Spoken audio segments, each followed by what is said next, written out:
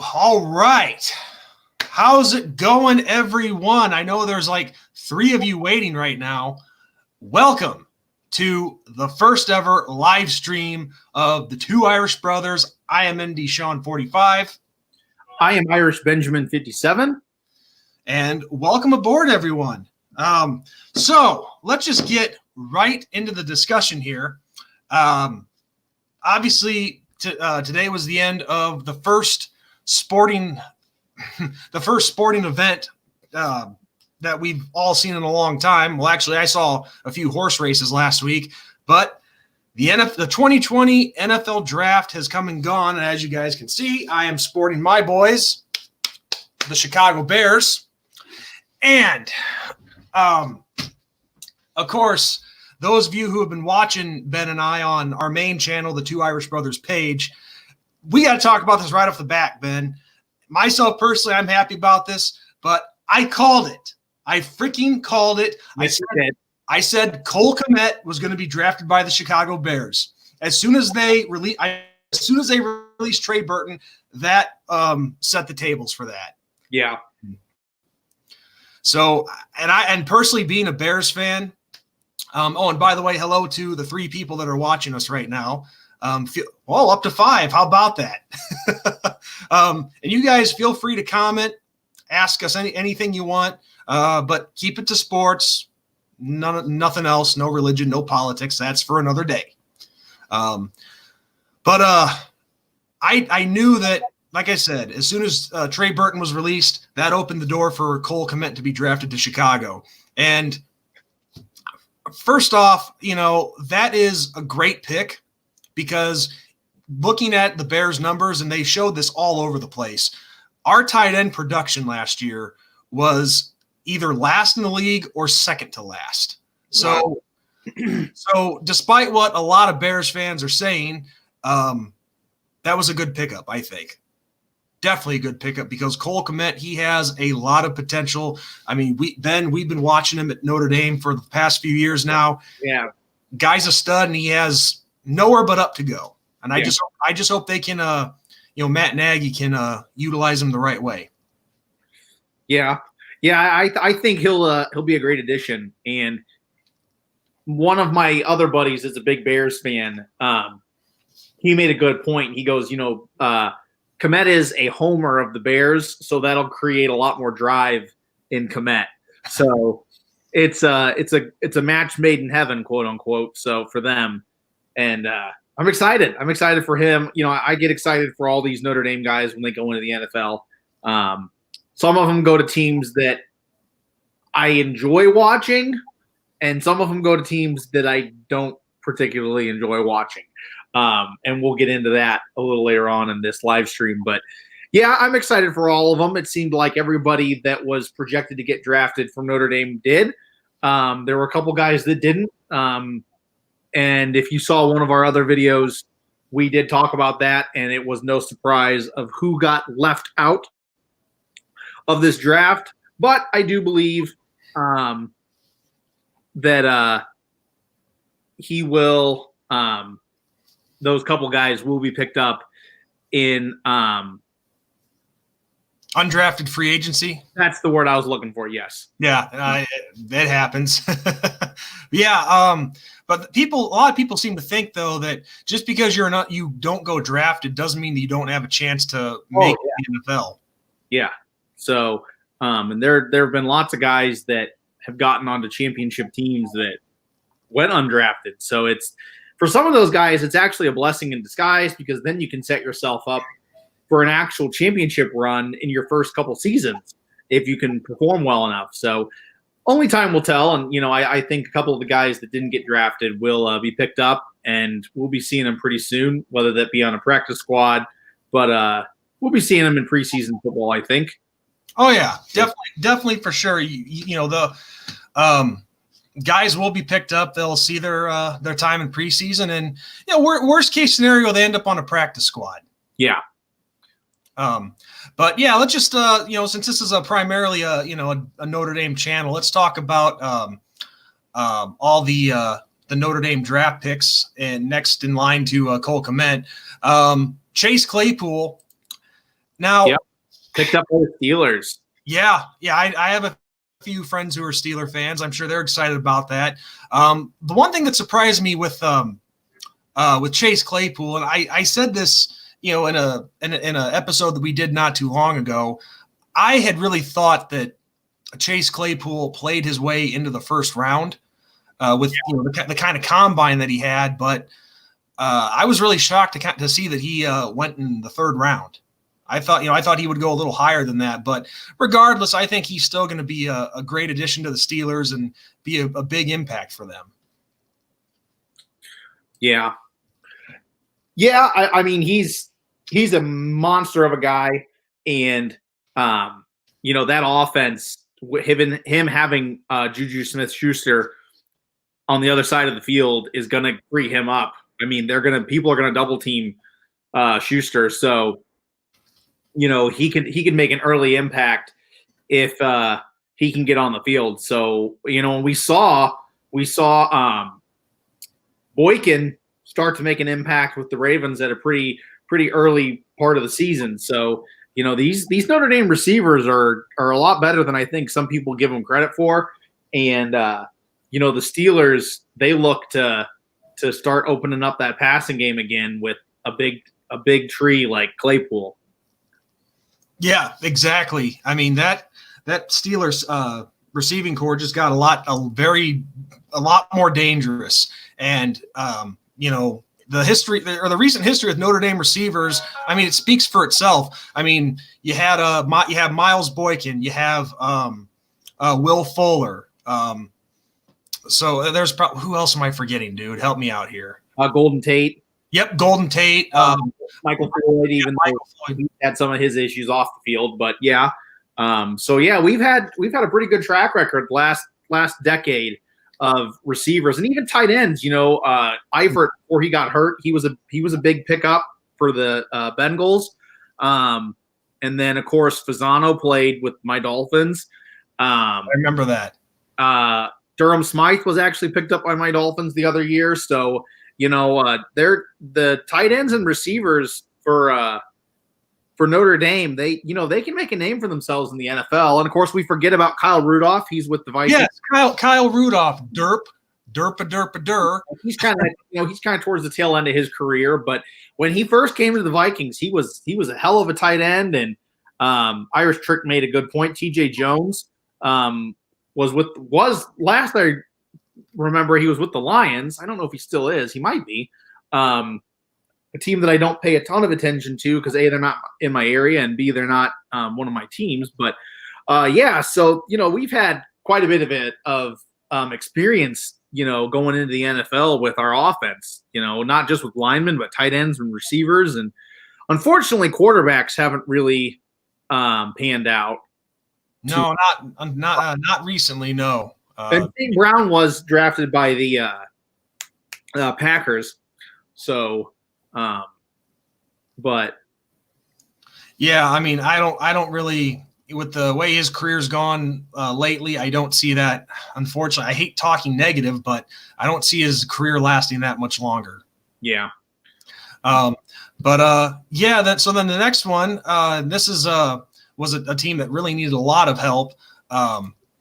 Julian Okwara, he goes 67th overall to the Detroit Lions. Yes. Yeah, one of my good buddies is a big diehard Lions fan. That's unfortunate. He reps them 24/7, 365 days a year. So I'm happy for him, and I'm happy that they got Julian Okwara. So yeah, I think he'll be a good fit for the Lions, and it's a hop, skip, and a jump from South Bend and all that. So it'll be fun getting to see him because he'll play the Bears twice a year. So since I live in Illinois, and I'll be able to catch him on the TV. We both do, but most people don't know that I live in Illinois, for better or for worse, depending on how you look at it. Right. But yeah, so it'll be interesting to see. Absolutely, and he's a beast just like his brother. Yes. I mean, it just so yeah, the Detroit Lions, as much as I hate talking good about I'm not talking good about a division rival, but I will talk good about Julian Okwara all day long. But Understandable. he is an asset to any team. Yeah. And then let's see. Well, I had all the then I forget where they all went, but I know that Troy Pride Jr., I think he went to the Panthers, didn't he? I think so. Let's look here. Let's see. NFL draft results. Yeah, I was super multitasking during the draft. So, like, when it wasn't the Dolphins pick, I wasn't, like, super paying attention to everything. So, let's see.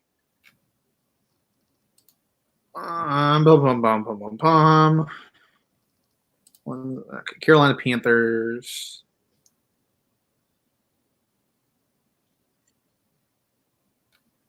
Come on, Internet. You can do it.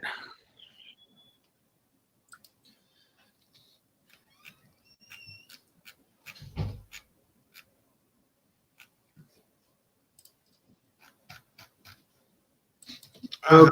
Panthers picked up. Yes, Troy Pride in the 4th round. They picked him up. Yep, and then and so far a lot of these guys have been going where we thought they would. I mean, a lot of them in the 3rd round and late, mid round guys. The next one after him was Khalid Kareem. He went to the Bengals. Yeah, so that's a nice pickup for them. Yeah.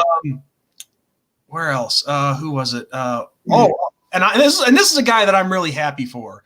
Aloy Gilman went to the with the 186th pick. He went to the Chargers. So the Chargers picked up yet another Notre Dame player. Yes, saying that they have Drew Tranquill and Jerry Tillery on their team currently. Yeah, and real quick, I want to get to the comments here. Sorry guys, we weren't ignoring you. We just wanted to get started with setting the stage for the show here. But I know some of you guys were helping us out here. And then, Irish Trick 4, thank you. He's been the MVP of this chat so far. Yeah, I know so far. Jalen Elliott went to Detroit, so yeah, second player that the second Irish player that the Lions got.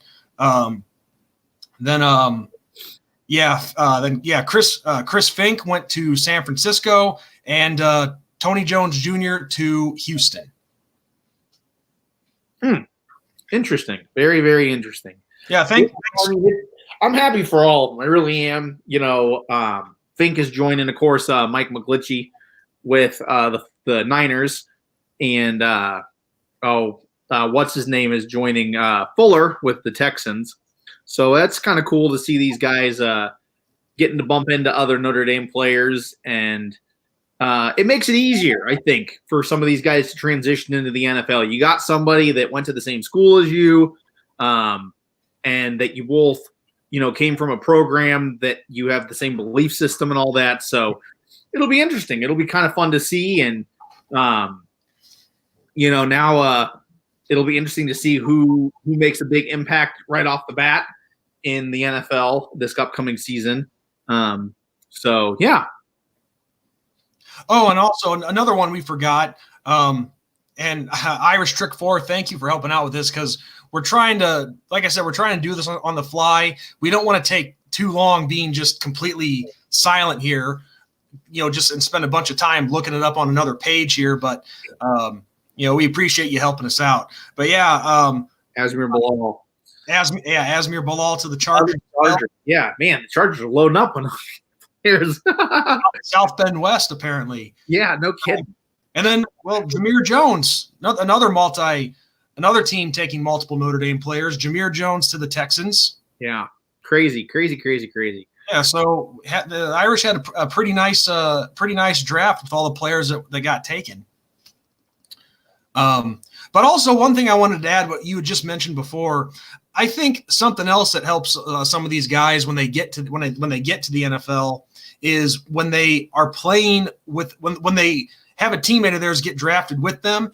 It also helps make the transition, I think, a lot easier for them. Oh yeah, definitely. I remember when the Rams were still in St. Louis and I was living in St. Louis. they drafted 2 Auburn players like back to back, and they showed both of them like on the phone with each other, and both of them were crying. Yeah. So, it's like, it's just, it's that brotherhood and bond that they create, by being on a football team together. So, yeah. And when you get to continue that at the next level, it just makes it even more special. Like, watching Cole Kmet. I mean, even though this isn't exactly what we're talking about, and I'm digressing here, watching Cole Kmet, like you said, even though he was a homer to the Bears because they were his hometown team, watching, and just overall in general, watching these guys and their families get emotional like that, it really is an awesome moment because, these guys have worked hard their whole lives to get to this. Right.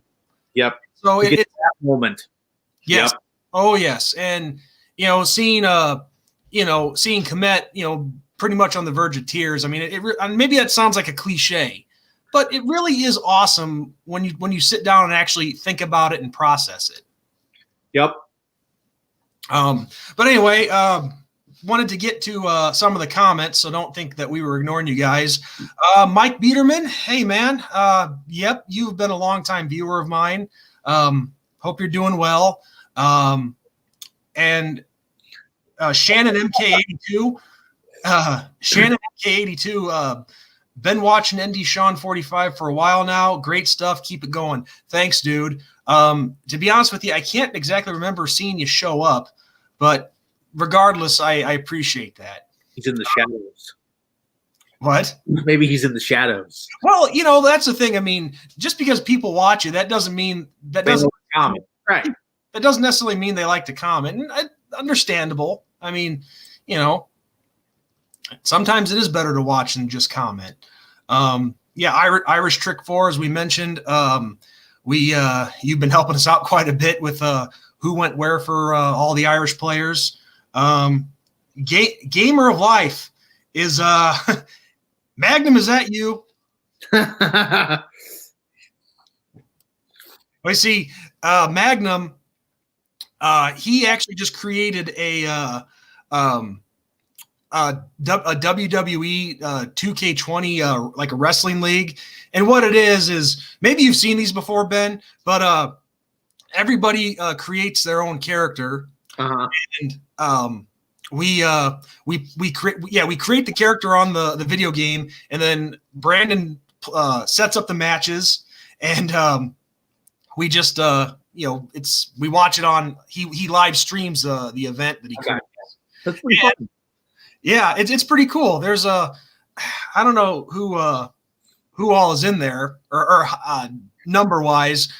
I want to say there's like 15 guys in this, 15 maybe 20, and guess who is also in that league? Gunther Dobkins. Yeah. Well, there's the tie-in. I see now. as pointed out, and everybody who's been watching me for a while, they know about the feud between Gunther Dobkins and Wayne Simmons. Wayne Simmons just joined the HWA, which is short for Hardcore Wrestling Alliance. That's the name that Magnum gave that league. And it's been pretty cool to watch. And so far, Gunther Dobkins, he is 2-0 in the HWA. That's funny. Then let's see. Who else? Benny. I think I've seen you before. You're not exactly ringing a bell. I apologize, but I bet as a Steelers fan you would be happy about that Chase Claypool selection. And as we already said, man, your Steelers are getting something really special. I mean, if you've seen any Notre Dame highlights, you know that Chase Claypool is a beast. He has made a lot of clutch catches. And I just really hope that he can make the adjustment to the NFL level because, obviously a world difference between only having to have 1 foot down and 2. Yep. Oh, yeah. It's a different, yes, it is a very different realm, but yeah, they're there for a reason though. You get drafted in the NFL and they believe that those guys can make that leap. So Yeah. And also just showed up Dwayne RTR, which obviously is short for Roll Tide Roll. What's up, man? How you doing? And also someone else that I've never seen before, Jonah Walls. Are you guys on Instagram? No. My personal Instagram in the comments. If y'all want to follow me, I don't do a ton, but you can kind of see some of the shenanigans that I do. But yeah, Sean has the following and not really me. So, well, just this channel. I mean, we didn't see. We didn't have a choice. I mean, those of you who saw the preview for us advertising this, we didn't have a choice but to shoot it here on my personal channel, because on our other channel, the Two Irish Brothers main channel, we're only at 58 subscribers right now, and obviously you got to have what, like 500 subscribers just to be able to live stream. I don't know if it's that high, because on my other channel, I think I'm just under 200 and I have the ability to live stream. So something, I don't know. I'd have to look up the actual number, but yeah, you do have to have X amount, like you said. And then of course, then you can live stream. And unfortunately we don't have that number on, the Two Irish Brothers channel. So you do what you got to do. And we are now on Sean's channel live streaming. So yeah. Nothing wrong there, but no. But just to make it clear, like we said in the preview, this is not an NDSean45 production. This is a Two Irish Brothers production. Yes. So I just really want to make that clear, because I'm all about, sharing credit between both Ben and I, because we both have put a lot of time into this. I mean, we've been doing this for, what's it been, like 2.5, 3 months that we started this? Yeah, something like that. Yeah, I mean, like I said, we're at 58 total subscribers, which really, when you're just starting out, I wouldn't say that's too bad. Not terrible at all. And we've been trying to promote the show everywhere that we're on, because even though we don't have Instagram for this, for the Two Irish Brothers, like Ben said, he has it. I don't. The Two Irish Brothers name doesn't have its own Instagram. We do, however, have a Facebook page, and we do have a Twitter page. Yes, we do. And then obviously, of course, our YouTube channel. But I can definitely tell you guys one thing right now, and I'm not going to give too much away, but if you guys haven't subscribed to our channel yet, especially if you're a Notre Dame fan, you might want to, because we have got some really cool stuff coming up. Oh, yes, we do. Yes, we do. That's all I'm going to say. It's just the only problem is we don't know when for sure it's going to happen, because we have to work out some details with all of it. Yep. Yeah, I dropped my Instagram in the comments. There you go. If you want to follow my personal account. But sorry, Sean, didn't mean to cut you off. No, that was it. I was just taking a look at more of the comments here. This one guy, I don't know how the hell to pronounce that name, but says he's from Moscow, Russia. And whatever your name is, dude, I seriously doubt anyone else here speaks Russian. No, yeah, I don't. And Bob Walker, hey, just noticed you, man. What's up? Your family's a bunch of Steeler fans too, huh? That's awesome. That is awesome. That's awesome, man. This guy's actually from the area that I live in, and it's no. That's cool. Yeah, Rock Island, Illinois. I live in Moline, but I've disclosed that many times before. Yeah. But yeah, I live in nearby Moline. I grew up just up the interstate in a small town called Geneseo, Illinois. Played, as I've shown in videos before, played football for the Geneseo Maple Leafs, and yeah, so I'm a local boy, just like Bob Walker is. And Bob, it really is nice to see you show up here. And I'm sorry, dude, that we haven't gotten the chance yet to meet up in person. But obviously that's impossible right now with COVID-19 going on. Yeah. But anyway, yeah, Benny, you're, like I said, you're gonna love Chase Claypool, and I thought something was hanging. But yeah, and I agree. It was nice to see Chris Fink get picked up too, and Dwayne here says Jake Fromm to Buffalo, cold weather and no good fishing, not a good fit. LOL. That's true. Good.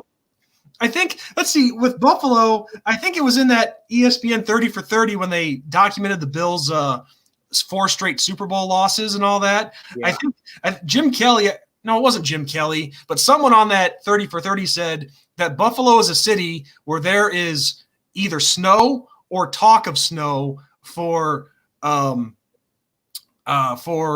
months out of the year. Oh, man.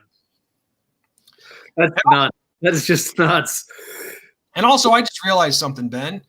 I forgot to record this. Well, we're still live. Doesn't matter. Yep, that's true. So guys, what I'm talking about is I was going to – we can't – the program that we use to film all our shows, it's only good for Skype, but you can still record here on YouTube. It's just you only get the audio, not the video. So unfortunately, this live stream is not going to post in once the show is done. But the thing is, with StreamYard here, you have to pay for that to happen, and I think it's actually a monthly subscription. So screw that. Yeah. Just to touch base with, where is he? Armando Gutierrez. Yes, you said that Rudy was offsides, but you know what? The refs didn't catch it if he was, so there you go. Yeah, take a gander who the association is, Ben. Hold on, let me look. I will say this though, his comment, even though it's Fink, not Finkel, he says Finkel is Einhorn, Einhorn is Finkel. Huh. And then Cheddar Bob says, was Rudy ever drafted? Well, obviously not if your collegiate career only consists of 3 plays. Yeah. Mike Biederman, I just noticed this comment. Sorry, I missed it. As a Browns fan, seeing the Steelers draft Claypool made me want to throw up. Yeah, I agree with you there. I can't stand the Steelers. Can't stand them. They always hurt my Dolphins. Not only do they beat them, but they always hurt one of the players. Like the last time they played the Dolphins in the playoffs, they knocked out Matt Moore of the game. So yeah, I'm not a big Steelers fan, that's for sure. So I agree with you there. But one thing I got to touch base on, and I better do this before I forget about it. Actually, Bob, it's just funny you mentioned that. Hey, Sean and Ben, what did you think of the Bears and Dolphins picks? Oh, we're gonna get into that. We're gonna get into that. Trust me. I'm actually just about to start that. But I got to say this before I forget it. Now, I am a lifelong Bear fan, a diehard Bear fan, and I will be till the day I die. But I love the Bears, but I got to be completely honest here. I have just about had it with our fan base. And I'm just going to straight up say it. The majority of the Chicago Bear fan base, they freaking suck, and they're pathetic. Because let me see, because before we get into the draft picks of both of our teams here, it's been nothing. If any of you guys are Bears fans, which I don't know if any of you are, it's been nonstop bitching and complaining by Bears fans. And I'm not talking about all Bears fans here, but the majority of them are nothing but bitching and complaining pussies. I mean, because let's see, because we drafted Kmet first, and then we drafted what's his name? Jalen Johnson, the cornerback out of Utah. And you would think that it's just committed murder. Yeah. But bitch. And I don't know what so many Bears fans are bitching about. Those were 2 huge needs. You needed a tight end that could actually produce, because like I said earlier, the Bears tight end production was like second to last or last in the league last year. We need a strong cornerback opposite Kyle Fuller. And on top of that, you need depth. So I just really don't fail to see what they're all bitching about.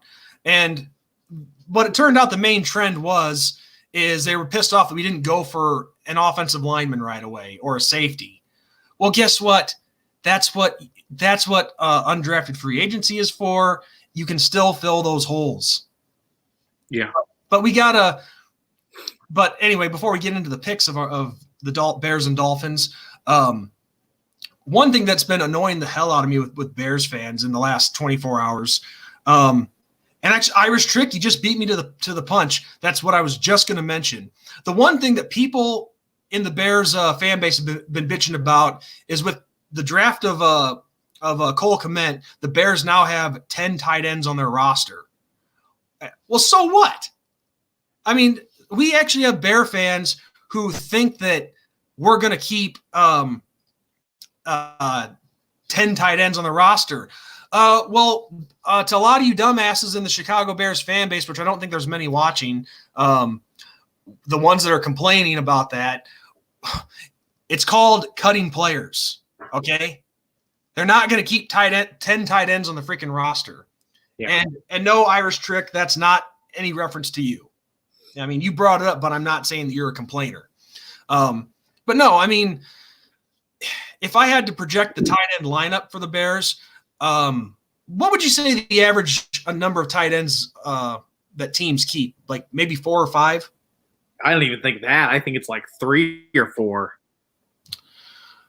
Because I know the roster. I think the rosters do expand this year, so that gives you a chance to add another one if you wanted to. But honestly, the average is like 3 or 4, though. And that's the thing is, I think the Bears are going to keep 4 tight ends, and then probably have 1 on the practice squad. Yeah. So honestly, I think the Bears tight end roster is going to look like this, or the depth chart. I mean, obviously Jimmy Graham's going to be the number 1. Yeah. Behind him, you'll have Cole Kmet. Yep. Then they also acquired that Demetrius Harris from the Kansas City Chiefs. And I think they might add a 4th tight end. And that's going to be a toss-up because they have that J.P. Holtz, I think his name is. Or no, I'm sorry, J.P. Horsted. You know what? Let me look up their names real quick and make sure I get it right here.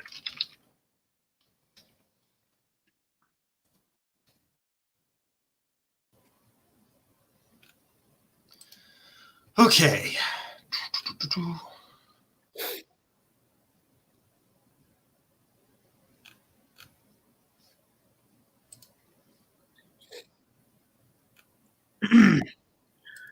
Yeah, curious to see what they do with Trubisky. Reports say they're not picking up his contract. Yeah, it'll be interesting to see what the Bears do with Trubisky, especially since they picked up Foles, and that's a pretty big contract that the Bears picked up. As people know, I am a huge Dolphins fan. They're my number 1 team. I don't really like anybody else, but I live in Illinois, and the vast majority of people here are Bears fans. And pretty much all my coworkers are Bears fans if they are football fans. So I do pay attention to the Bears quite a bit. So yeah, it will be interesting to see what they do with Trubisky. And you know, I think Irish Trick that they will probably shop him. They will probably try to get some kind of compensation for Trubisky and ship him out. I really do. And the thing is, since he wasn't Nagy's guy, he was not drafted by Nagy. So I don't know.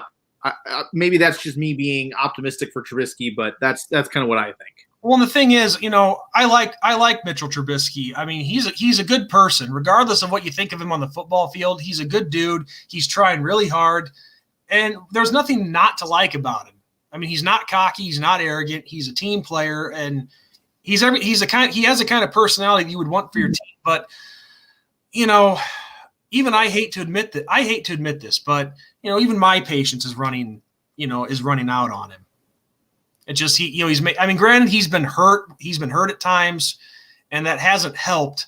but at the same time, he's not helping his case either because he's, you know, a lot of overthrows, a lot of inconsistency, and I think you might be right, Ben. I think this could very well easily be his last year in Chicago because they may not pick up his 5th-year option. Yeah.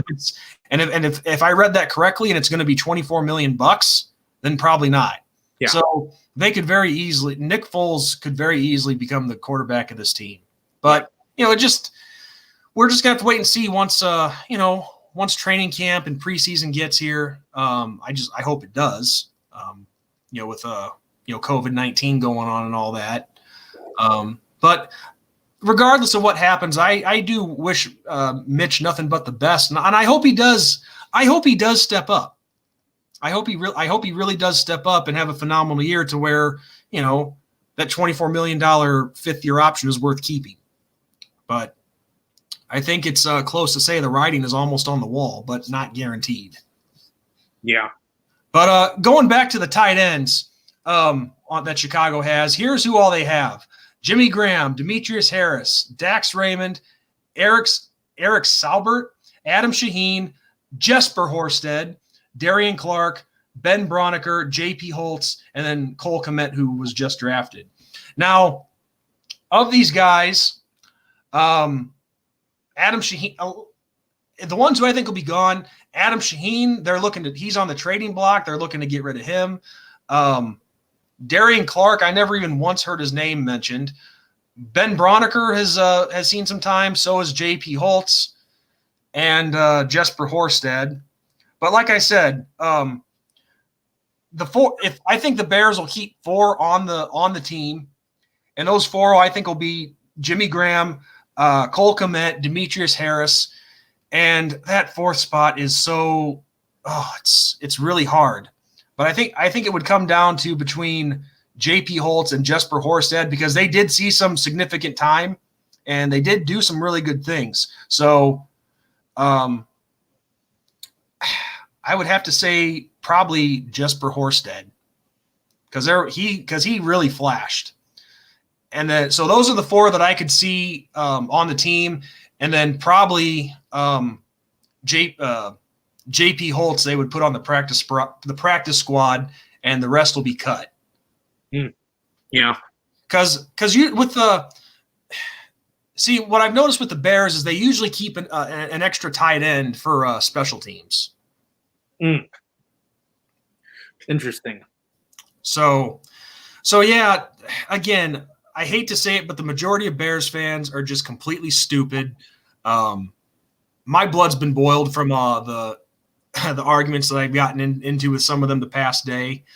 And yeah, this is what times like that is where I think there needs to be an IQ to be a fan in the NFL. That's funny. So with that said, let's get into the picks for both the Bears and the Dolphins. So after Cole Kmet, and this was a pick that I really liked here, with their second round pick, they picked up cornerback Jalen Johnson from out of Utah. And the one thing that people that were bitching about with him in the Bears fan base is that he's had 5 injuries. Three injuries. But what they fail to realize is one was and I heard this on 670 The Score today. One injury was from all the way back in high school. The other one was at the start of his career at Utah. And then this last one, was pretty serious. But what nobody is paying attention to, or the majority aren't paying attention to in Bears Nation, is he had I think it was a torn labrum that he played on, didn't even know that it was torn. And he still played well enough the whole season to get second-team All-American honors. That's crazy. And he's in this whole career at Utah only missed 1 game. Well, technically 2, but the second game that he missed was the bowl game that he sat out because he declared for the draft. I got you. But this guy I think could be a stud alongside Kyle Fuller. So then after him, and this is where Pace really started to do take his chances and draft up, because the Bears didn't have a pick in the 3rd round or the 4th round. So they had to wait a while. And a lot of that was because of, they gave up a 3rd rounder in the Khalil Mack trade. They traded their 4th round comp pick to the Jaguars to get Nick Foles. And Pace made a couple of trades, and he ended up with 3 5th round picks.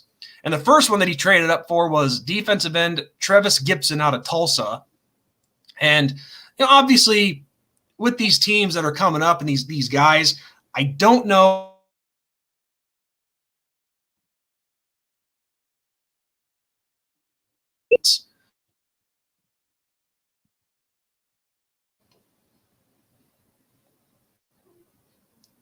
Ben, you there? Yep, I'm here. Uh-oh. I think we lost Ben, guys. I'm here. You still with me, Sean? Yes, I'm here. There you go. Whew. A little scared there for a second. Sorry about that, guys, but yeah, the weather here is pretty bad for me, so maybe that might be messing with some stuff. It's possible. But anyway, from what I saw on Trevis Gibson, I mean, he had some great numbers throughout his career at Tulsa, and maybe let's see, Tulsa plays in Conference USA, right? Yep. I mean, yeah, granted, that's not the strongest conference in the world, but he put up some pretty damn good numbers. Yeah. Well, not every guy gets to come from a Power 5 school, so no, and because let's see, I think in his whole career he had like 18 and a half sacks, if I'm not mistaken. Yeah, it's still pretty impressive. Yeah, and I mean, yeah, maybe he has some things to work on, but that was another need that we had to have, because the Bears need depth at edge rushing. Yes. So I can understand, making that pick at that time, because with, when you have needs like that and you don't have a pick for 2 rounds, you need to address it. So yeah. Going to the next pick, and this was pick 163, cornerback Kendall Vidor, however you pronounce it, out of Georgia Southern. And I saw again, I don't watch Georgia Southern at all, but seeing the kids' highlights, this Vidor looks pretty damn good. Very fast, and causes a lot of trouble for the receivers. I think, I need to look these guys up in their numbers. Let's see, where is he? I'm taking a look at some of these. Okay. Yeah, this page that I'm looking at, it doesn't have their college numbers. But I liked what I saw from his highlights. And again, when you get to these later round draft picks, yeah, a lot of them might be a work in progress, but they can that doesn't mean they can't be built up into quality talent. Right. Well, there's a huge discrepancy between talent, in the NFL. So like these guys that come up, these coaches know how to get the best out of these guys. And if they don't, then you're gone. I mean, that's how it is, So like Bob Walker made a good point with the Falcons traded Brett Favre. It's all about system. These guys, some guys thrive in this system and then they don't thrive in another. And I've seen it in multiple sports, not just football, where some big namer goes to a different team and then he's not a big namer anymore. Or vice versa, some guy goes to a different team and then all of a sudden he is a big namer. Kind of like with Favre going to the Packers. Favre became a superstar. Yeah, he did. It's all about schemes. It's all about tendencies. It's all about, systems and stuff. Some guys just fit systems great. And some don't. I mean, look at the Belichick system with Brady. I mean, Brady became one of the greatest to ever play the game, so it just depends. It really does. Yeah. And also with Bob Walker, he had another comment here. I think Bears keep Holtz and the first 3 you mentioned. Yeah. That definitely could go either way, Bob. Yeah, Holtz or Horsted. Yeah, it could be either one of those guys, and then the other one goes on the practice squad, I think. But yeah, going right back to the the Bears picks here. And then this is the last one that Pace traded up for in the 5th round. Wide receiver Darnell Mooney out of Tulane. And people are like, what the hell are you drafting a wide receiver for? Well, we cut Taylor Gabriel, so we need the speedy. We need that speed out of the slot, which I think Darnell Mooney is projected to play out of. And seeing this kid's highlights, man, is he fast! Holy cow! But then this is where I think people got really pissed off at was Pace traded. We had 2 6th-round picks as well, and Ryan Pace traded both of those with I think it was with the Minnesota Vikings, which kind of shocked me because normally you don't trade with a division rival. Yeah, that is interesting. And also Bob makes another great point here. Richard Dent was a 6th-round draft pick for the Bears back in the 80s, and look what he did. I mean, Super Bowl 6th-round draft pick to the Super Bowl MVP in the 85-86 season. Yep. Well, some guys, man, they just come out of nowhere. I mean, it's crazy. It really is, you know. And yes, that is true, Bob. Mooney had a 4.3 speed at the combine. So that's blazing. That is blazing. 4.3. Whew. But like I was saying before, the one thing that people were really pissed off about in the Bears fan base, which they were constantly bitching about, and I saw this over and over with the 10 tight ends comment. Well, pick an offensive lineman. Well, they covered that in the 7th round. They had 2 7th-rounders, offensive guard Arlington Hambright out of Colorado State, and offensive tackle Lachavious Simmons from Tennessee State. And I saw these guys, big size. So there you go. All the people bitching, they can shut up now. They got their offensive line. Yeah, that's funny. But it's like the bottom line is all these picks that the Bears did, they were all necessities. All necessities. Yeah. And I don't know what people are bitching about so much. I mean, I know there was some. I think another thing too is there were certain cornerbacks that they wanted the Bears to take, and a couple of safeties, like that one kid from Minnesota was one. The kid from Southern Illinois. I forget the names. I'm sorry. I'm bad with names, especially when it's guys that honestly I've never heard of. Yeah. Well, or that I don't pay attention to. But you can always find a safety. All right. It's not hard. But the bottom line is I thought this draft was pretty good. They like I said, the Bears filled a lot of big needs, and I just wish that people, even if the pick doesn't make sense to you at the time, give it a chance to develop. I mean, why can't they just let these guys hit the field first and right? You know, they could be something big. Yeah, no, and it's funny that you say about all the gripes and the moans and stuff, because Dolphin fan base is the exact same way. I mean, there are so many people that there are so many camps, and especially this year, because this year was a huge one. With, are we going to draft Tua? Or are we not going to draft Tua? If they don't draft Tua, then who do they draft? Do we wait for Trevor Lawrence and all that kind of stuff? So the Dolphins fan base was seriously divided on a whole bunch of things, and they never stopped complaining either. And like you said, it kills me because none of these guys are proven yet. None. Nobody has hit the field. None of these guys have played down a football NFL-wise, in their careers yet. So you can't say this guy's going to be the next Brady or this guy is going to be the next, Josh McCown. I mean, it kills me, but just the complaints are constant. And we were kind of talking off camera before this live stream started. And to me, I had mentioned, it seems like fan bases that have had success or a decent amount of success, or they've sniffed it a little bit, seem to be less complainers than the fan bases that have had a big drought. For the Bears, it's been since 85. For my Dolphins, it was 73.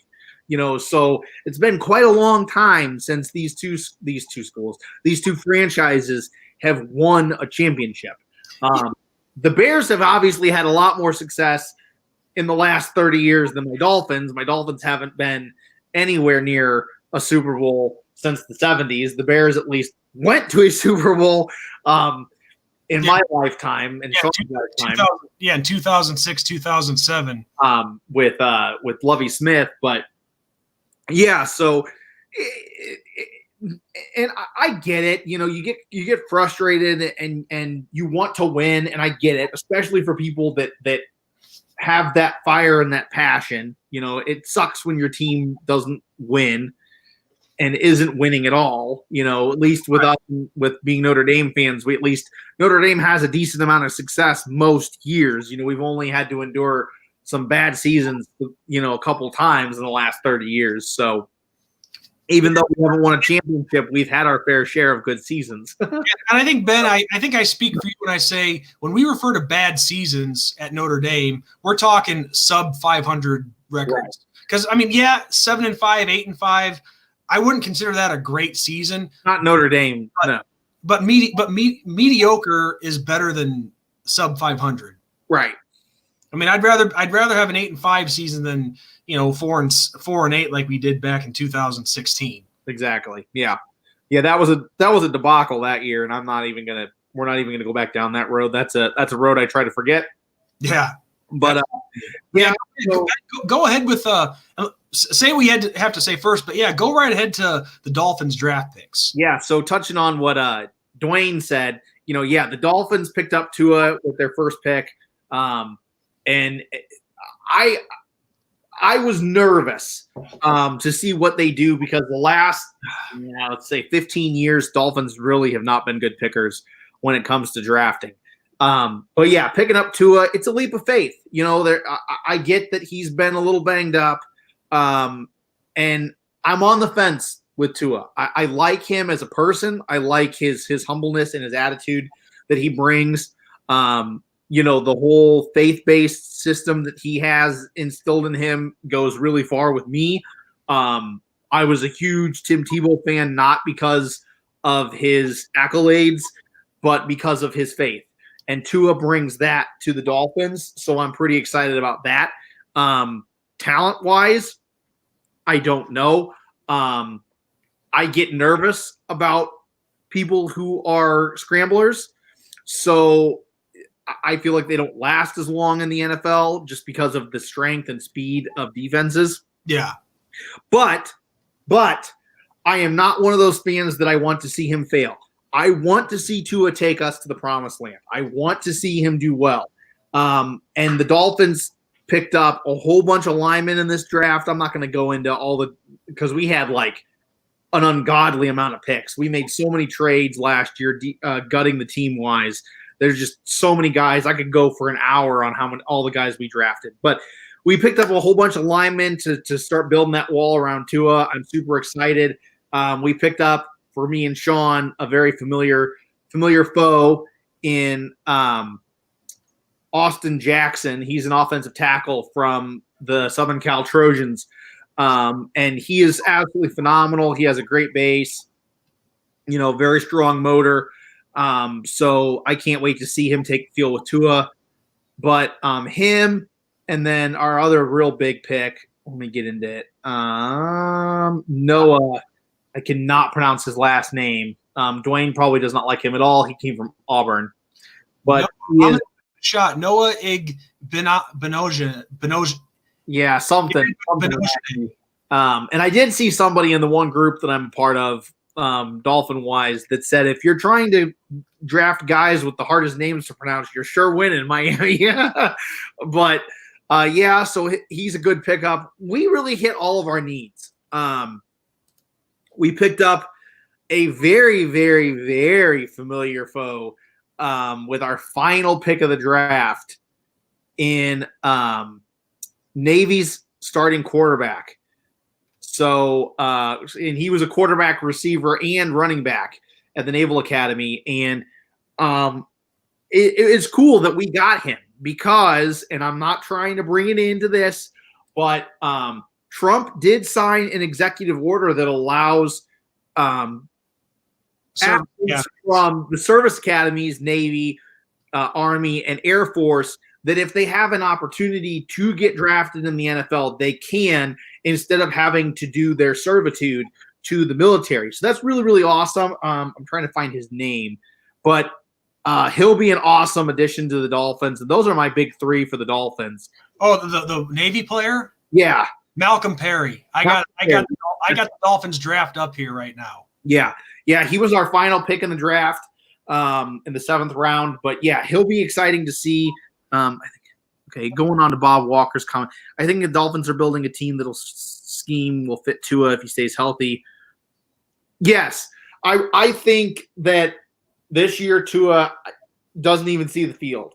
I really do. I think it's a Aaron Rodgers, Brett Favre situation where you bring in the next guy, you've let the passing of the torch be from Fitzpatrick to Tua, and then Tua learns the scheme and the playbook of the Dolphins and gets healthy because he's still not 100%. That's one thing that a lot of people don't know. He is able to go. Doctors have said that he is able to go if they wanted him to. But if I know Brian Flores, and even though he's only in his 2nd season as head coach for the Dolphins, he will not put Tua out there. He will let him sit and learn from Fitzpatrick. So, I think we hit all of our needs. This is one of the strongest drafts that the Dolphins have ever had, in my opinion. I am not I don't know the right word. I'm not negative with the Dolphins, but I am realistic. Last year I knew would be a very brutal season. This year I think brighter days are ahead, but I think it'll take 2 years at least for the Dolphins. But I am excited with all of our picks. And I'm also very, very excited with some of our trades that we have made and acquisitions. We picked up Jordan Howard. Sean knows Jordan Howard very, very well. Yes. He played for the Bears, and then I hated to see him go.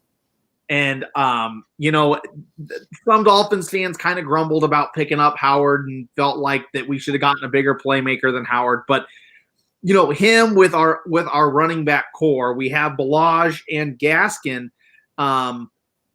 will be absolutely phenomenal. And then today, the Dolphins made a trade with the San Francisco 49ers and picked up Matt Breida. So there is our speedster. So we have our power back in Jordan Howard, and we have our speedsters in Balaj, Gaskin, and Breida. So I'm pretty excited. They built up that offensive line with the. Go ahead. Oh, I'm glad you brought up their offensive line because they got it. I think they got a steal with that in the 4th round with that Solomon Kinley, the guard from Georgia. Yes. And that was the talk of the draft today, Dolphins wise, was picking up him. And, Georgia, I'm not a Georgia fan, but I will sing their praises right now. They have had a hell of a run game down in Athens. And the run game is brought on by a very, very solid offensive line. So that guy is coming out of a phenomenal school for offensive linemen right now, and I'm super, super stoked.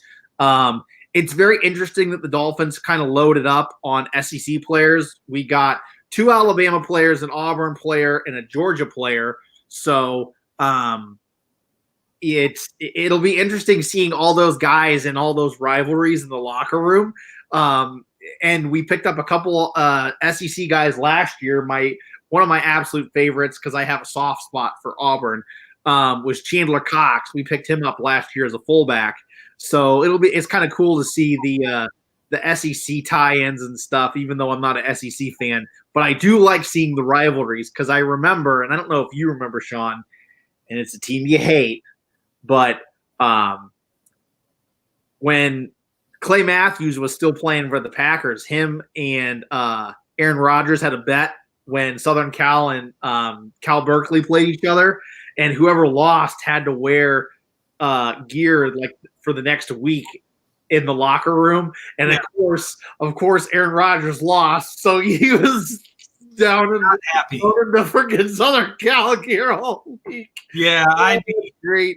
I'd just be like, kill me now. Right. Now. So, and also speaking of, I think that's great. It's great camaraderie. It's great to give your buddies, a razz from time to time.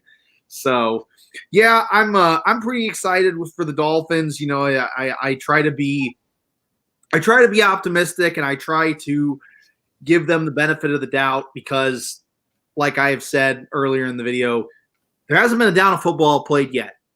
So I try not to say, oh, this guy's falling until at least week 6 or 7 in the NFL season. For the NCAA season, I tend to say, 4 or 5, week 4 or 5, you kind of can tell where your program's headed. So, yeah, it's exciting. I'm excited, and I hope to God that we have football. I really do. I'm getting withdrawals. And, of course, me and Sean were big into the XFL when the XFL was going, and that got cut short. So I was very, very heartbroken. Yeah. I mean, they were having some moderate success the second time. They really were. And of course, our team was having a lot of success with the Battlehawks, but yeah. I've heard rumors that there could be someone else. Like, of course, this would be after, COVID-19 gets, settled, gets, it gets put, at bay for lack of a better term, that there could be some people interested in buying the XFL. Yeah. Yeah. I mean, the XFL had some big sponsors. They had a sponsorship with Gatorade. They had a sponsorship with DraftKings, a sponsorship with Budweiser. So, I mean, those aren't small companies that are buying into your stock and your product. So, I mean, that's saying something right there. So, And with the XFL, going back to the Malcolm Perry, the Navy wide receiver, didn't he play in the XFL? I don't know if he did. The Battlehawks had a guy that was drafted out of West Virginia. Oh, who did he go to? All I'm saying is there was a Navy wide receiver that was in the XFL. I think it might have been him. Maybe it was. Let me look. Let me see if that's true. Malcolm Perry. Why my caps lock is on. Okay, Malcolm Perry. News. Okay, there we go. While you're looking that up, Ben, I just saw a funny comment from Mike Biederman here. Tell me what you think of this. He just simply says, "Fitz tragic."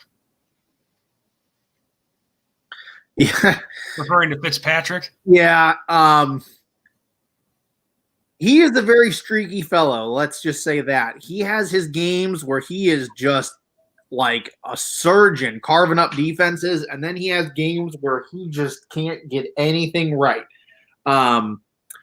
So, yeah, I mean, there's a reason that he's been on pretty much every single team in the NFL. There's a reason. But I think that longevity is something to admire, especially in the NFL, and he's had a very long career.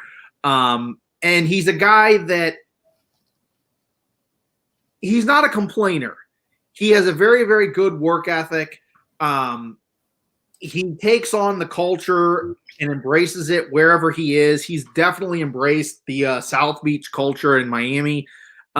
He's given the Dolphins his all so far. He hasn't complained about anything that he's been asked to do. Of course, last year was a legit rebuild in a tank. So, I mean, he knew coming in that it was going to be a rough season, and he did it with a smile on his face. So, although he's not the greatest quarterback to ever play the game, and he's not going to win you a Super Bowl most likely, he's a guy that I wish we had more of attitude-wise on teams, because he is an awesome professional player. Yeah. Person. So that's what I have to say about Fitzpatrick. And also, this is getting off topic a little bit here, but I want to let everyone watching right now, all 5 of you, there might be more, because the numbers that show up on the people watching, I don't think it's entirely accurate. So I think there could be more people in here than what that says. But anyway, to everybody watching, I just want to let you guys know that if you want to come subscribe to the Two Irish Brothers YouTube page, the link is posted right here in the comment section. So there you go. Come check us out. And also, I will get you guys our Twitter page as well. Just wanted to put this out there for you guys. Yeah, Malcolm Perry did not play in the XFL. Okay, it must have been someone else that I was thinking of then. Okay,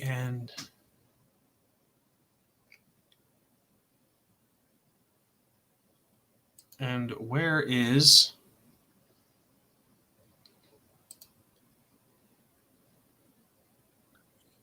yeah, hang on a sec here, dude. I want to post the link to our Twitter page, but I do not want to do it while we are logged in, if that makes any sense. Here, I'll pull it up. Because the last thing we need is somebody hacking our Twitter page and pulling a bunch of crap. You know what I mean? Yeah. I got us covered. There we go. Okay, let's find the comments. Here we are. Bam. Boom. There it is. But yeah, so it'll be interesting to see what happens this NFL season and even the Notre Dame football season. Everything's up in the air because of COVID. And, it's everything is right now safety. And I agree with it. I get being cautious. If you're too cautious, that's not a terrible thing. So I get it. But I hope to God that we have football. I hope to God that we have baseball, so we'll see what happens. But, brighter days, I think, are ahead for the Dolphins, and I think brighter days can be ahead for the Bears. I think it was growing pains with Nagy, and I think that he'll pick it up this season. We'll see. Yeah. And I'm sorry, Ben. I'm trying to get our Facebook page link posted too. But here it is.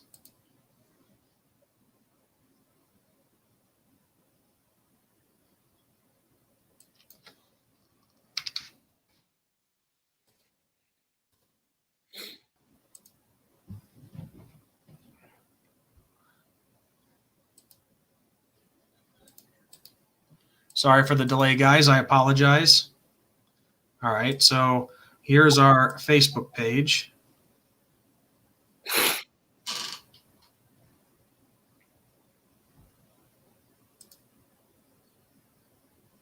There you go. It's right on the screen. How about that? Very nice. So, but anyway, so overall, it was a good draft for both the Bears and the Dolphins.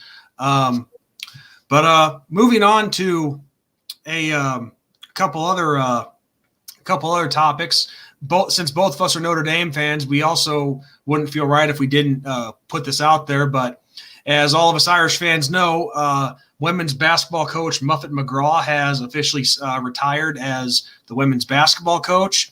Yep. And just, it's not often that you see a coach of any sport, men or women, stay with the same program for 30-plus years. Yeah, and it's something that I think a lot of people don't know, and you brought up a very, very good point.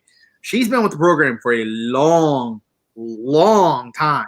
33 years. And, Notre Dame, she built that small little dynasty and success that the Notre Dame Fighting Irish. I'm very glad that she was able to get a championship in her career because she deserved it. Because if you look at her career with Notre Dame, every year was an improvement. There was, I think, only 1 or 2 years where they went backwards as a program. So that's saying something. And to put yourself on a map at a small little school like Notre Dame when it's not football is saying something. Yeah. I mean, and 33 years, 2 national championships that she led the Irish women's basketball team to. I don't know how many conference championships between the Big East and the ACC, but she was she's definitely a really good coach that had a lot of success. And myself, let's see. Bob Walker just said, my wife won't hold dinner any longer, guys. I like the live stream and hope you and yours are healthy and safe. Cheers, guys. Go Irish and go Bears. Bob, thank you so much for dropping in. I had a feeling you would. If we do another one, we hope you catch the next one, because I'm sure we'll have another one lined up for sure. Oh, yes. So enjoy your dinner and have a good one, man. Take it easy, Bob. But just like I was saying, Muffet McGraw, I mean, putting in 33 years, it's sad to see her go. And myself, nothing against women, so I'm not being chauvinistic here, but I don't watch a lot of women's sports. So forgive me for saying that if anybody's offended by that. I'm not trying to be offensive by saying that. I'm more interested in football than watching the guys play. I'm sorry. Everybody has their sport. I mean, it is what it is, so – yeah, but and like you said, it's sad. I'm sorry, Ben. I just want to say that doesn't mean that I don't support them, though. Right. And we're both Notre Dame fans, and I don't watch every lacrosse game. I don't watch every hockey game. I don't watch, but I support all the Notre Dame athletics, whether it's fencing, whether it's football, whether it's cross country. I support them, and I'm super excited when they have a chance for a championship. And speaking of championships, fencing has been phenomenal at Notre Dame. For those of you that don't know, Notre Dame has sent, I do believe it's 3 fencers to the Olympics in this next Olympic. So pretty crazy. And then also, I don't think she was actually a scholarship athlete, but Notre Dame had a past alum actually make the Olympic time trials, and she will be competing in the Olympics. I did see that. That's pretty crazy indeed. So yeah, we support all of Notre Dame athletics, not just football. I'm actually trying to get my hands on some other Notre Dame apparel than just football apparel, because 99.9% of the videos you see me in, I'm wearing a Notre Dame football shirt. But yeah, I'm trying to get my hands on like a hockey shirt or a lacrosse shirt. Unfortunately, I don't live very, very close to the University of Notre Dame, so it is hard to get my hands on those kinds of things. You would have to do online, man. Yeah. So yeah, I would love a hockey jersey too. And basketball, I don't know, that's just not really my style of clothing, but they are cool though. Yeah. Yeah, I would do more shirts than jerseys. Yeah, basketball jersey and me do not mix. Nobody wants to see that. Now I do cut the sleeves off of t-shirts. I will do that. Yeah. But the bottom line is, to finish this segment up of the live stream, congratulations to Muffet McGraw. 33 years, she put in her time, and she's going out on top.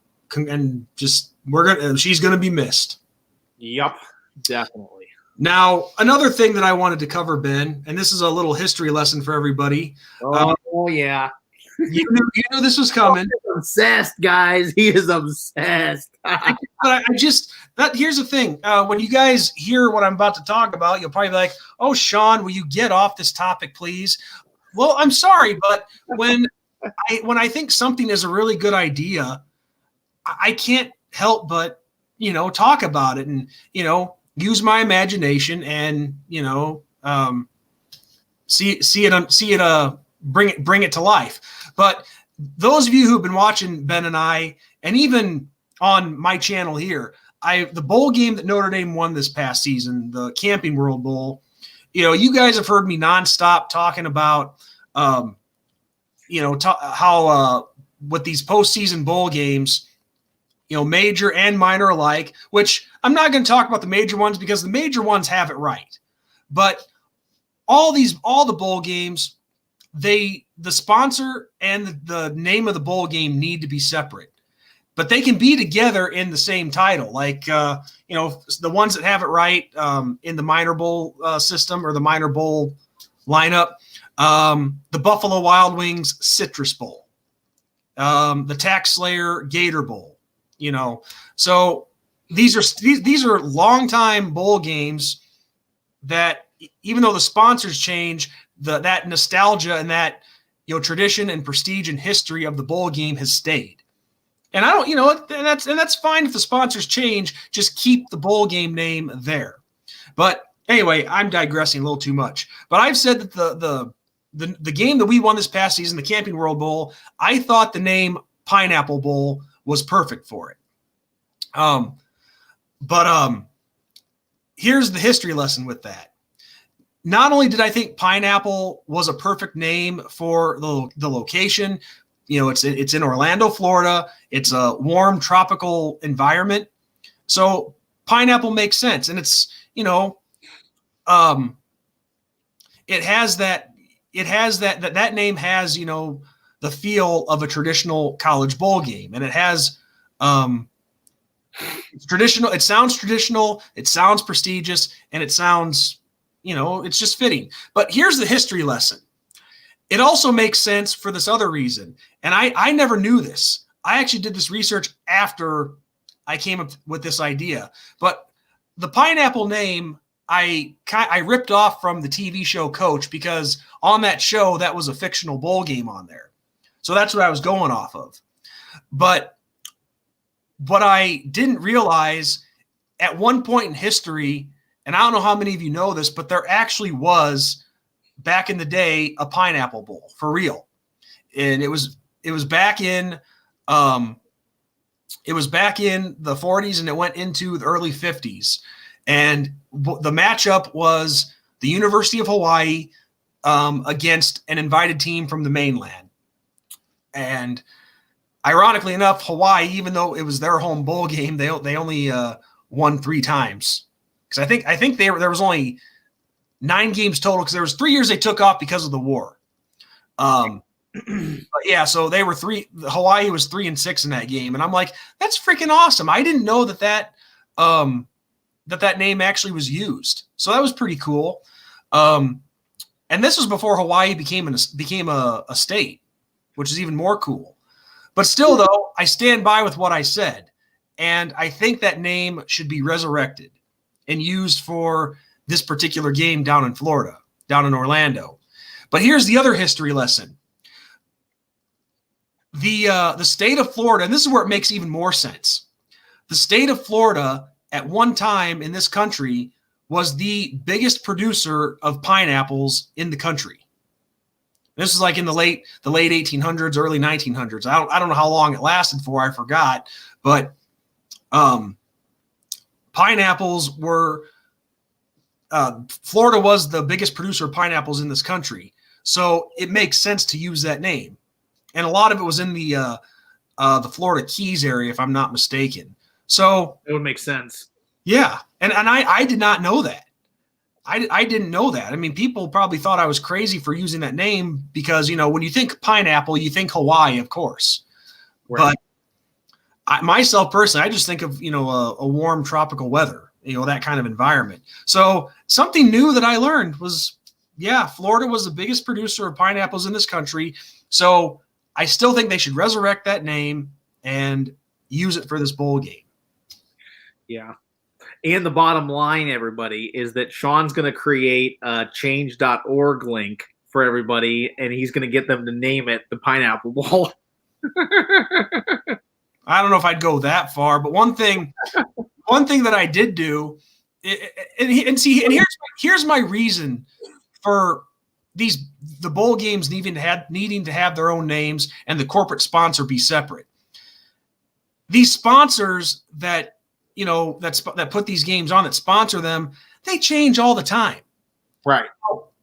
I'm sorry, but it's safe to say that Camping World, they're not going to sponsor this bowl game forever. There's going to be another sponsor that comes along, which just goes to show even further that the bowl game needs to have its own name. So it keeps its own identity and keeps the tradition. And look at the major bowl games. I mean, yeah, the sponsors have changed with those, but the Orange Bowl is still the Orange Bowl. The Rose Bowl is still the Rose. Sugar is still the Sugar, and so on. And people, and I'm all fine with sponsors, advertising their products and trying to push it and sell them. I'm fine with that. But Right. I just think you can bring the two together. And even though I'm fine with the sponsor pushing their product, it should be about the game itself.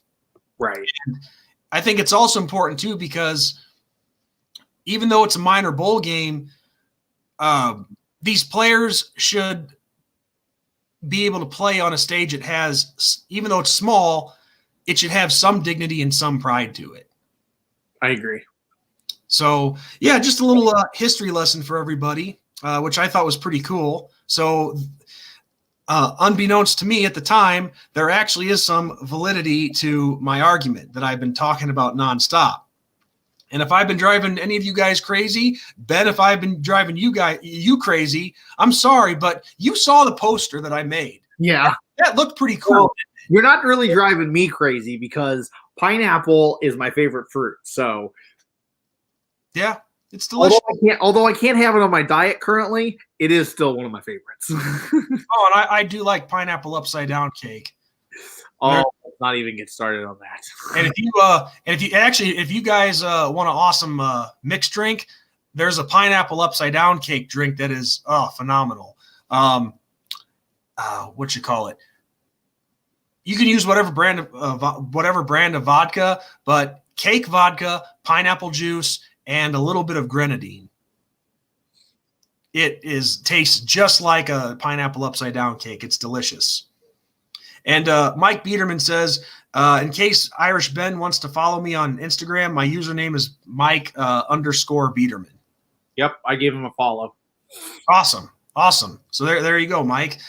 So anyway, Ben, I think this next segment, which we'll give some more time on. We were only planning to go an hour, but we're almost at an hour and a half, which is pretty cool. But to all of you guys that are still with us, we're going to give this remaining time to you guys. And is there any questions that you guys have for Ben or myself that you might want to know? So the forum is your guys's, and we'll just wait for the questions. But of course, if we don't get anything in 10 minutes or so, we'll probably wrap it up. Yeah. But yeah, that's why we do this live streams, is we want to hear more from you guys. Anything you want to know about us. Can't guarantee we'll answer it if it's too personal. Yeah, we want to hear your questions. We'd like to hear suggestions if there's something you want to hear in the future for a future episode. So the forum is yours, guys. Shoot. Yeah, it's Notre Dame centered, but it is sports in general. So we will talk about big things in the sports world. We're not going to talk specific baseball teams all the time or whatever. But if there's a really big game coming up in baseball, basketball, what have you, then yeah, we'll chat about it. Yeah. Notre Dame is just the primary focus of our channel over at the Two Irish Brothers, and we'd love for you guys to come subscribe to us and give us a shot. And we hope that you guys have enjoyed for those of you who are subbed to us already, we hope that you've enjoyed the shows that we put out so far, and we hope you're enjoying this live stream.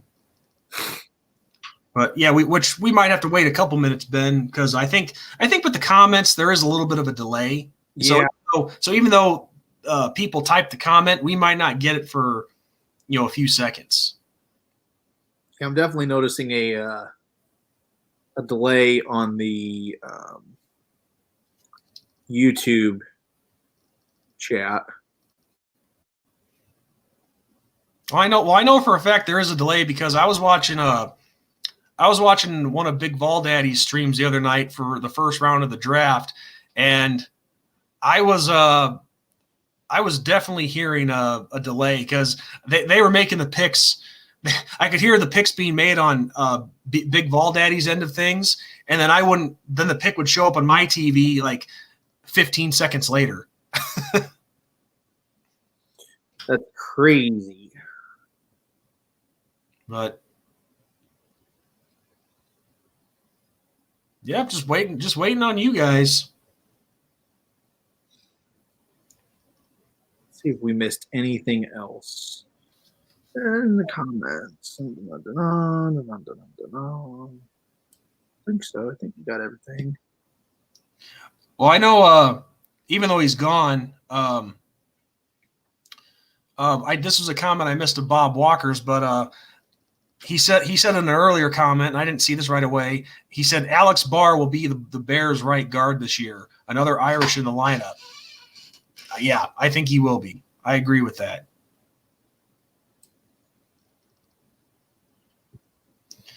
But yeah, I think we covered all the other comments. Plans for future episodes. Well, we are trying to get some more guests on the show, and that's all I will say. And we do have one lined up, but we will see the rest of the future. A couple of them that we have reached out to have very hectic lives, and this whole COVID thing is making it very, very difficult. I know, like, my job in particular, which tends to be kind of in the same realm as some of these other people, has been very, very hectic. Everything is up in the air. We're kind of playing every day by ear at my job. So, you know, I don't think I can totally speak for them, but I know that they are very, very busy. So we're waiting to hear back from some. Yeah. But yeah, I think that's the best way to say that. Yeah, and so far, the guests we've had on so far. I mean, obviously we had Shamrock Jerry was the first ever guest we had on our show, and then the next guest that we had. If you guys haven't seen this one yet, go check it out. But we interviewed a lady by the name of Lisa Kelly. She is a look behind me if I can get it without knocking everything. Oh. Yeah. Yeah, we interviewed a lady by the name of Lisa Kelly. Yeah, she's written 3 books. She is an alum of Notre Dame. Awesome, awesome woman. Knows her sports. Knows her Notre Dame football. Unbelievable. She can school you on Notre Dame knowledge. So, yeah. Go ahead, Sean. Sorry, I didn't mean to cut you off again. Oh, that's cool, dude. That's cool. But she's just an absolute wonderful lady.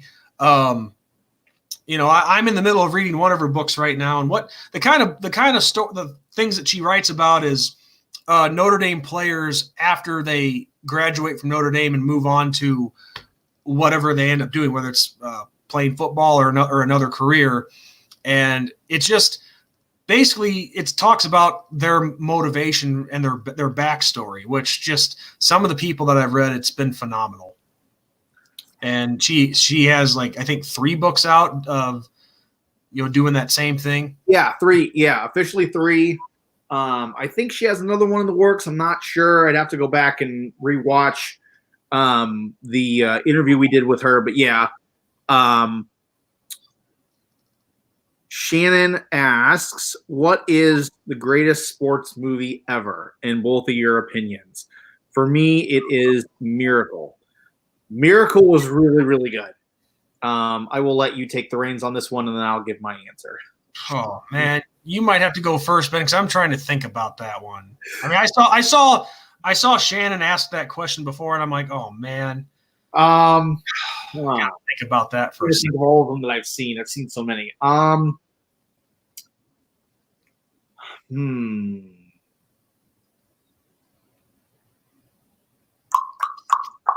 Trying to think.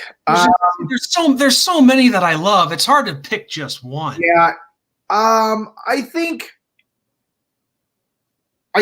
greatest for me would probably have to be Weir Marshall. That is a great one. That was a really, really good one. I actually watched, and I have the documentary, Remembering Marshall, the ESPN 30 for 30 film. But yeah, I think that one is one of the greatest, if not my greatest one I've ever seen, because of how that small little community was affected by a tragic event and how they rallied around football team. Yeah, and kind of digressing for a second, Mike, I think I followed a different Mike Biederman. And then I noticed that there was another one that had almost the exact same matching profile picture as the one that you currently have on YouTube. So I followed that one, and I think that's why you didn't get it at first, because I followed the wrong person. But yeah, I think that's back to my movie. I think that is my absolute favorite. That's the greatest. I have a lot of favorites when it comes to movies, sports-wise. I mean, Remember the Titans is a phenomenal one. Of course, I love Slapshot. I'm a huge hockey fan, so I love Slapshot. That one's kind of a little inappropriate, but it's a great one. Yeah, but the Hanson brothers are great though. And when I say Hanson brothers, I'm not talking about the band. The three brothers that were just. I'm not going to make any comments. I might say something too inappropriate, but there were three brothers that were hockey players back in the 70s and 80s. They're named the Hanson brothers. Yeah, I don't think Hanson is their actual last name though. Yeah, I don't know. Yeah, I'd have to go back. It's been a while since I've watched the movie. I might need to sit down and watch it again. Rocky's another good one. Yes, Shannon. Yeah, Rocky's another good one. Rocky's great. Myself personally, I thought The Natural was a really good movie. I hope they don't. You're not expecting us to necessarily say serious sports movies, because the ones I like are a lot of funny ones. Like I liked the two Major League movies, especially the first one. I'm also a fan of The Longest Yard, and I'm not talking about the one with Adam Sandler. I'm talking about the one original with Burt Reynolds. Yeah, from 1974. That was a great one. But another, let's see, what was another great movie? Any Given Sunday. Love that movie. Hey, I'm Willie Beeman, and I'm really steaming. Knock my computer off. Yeah, so moving on to other comments. The bottom line is I don't think I can narrow it to just one. And I'm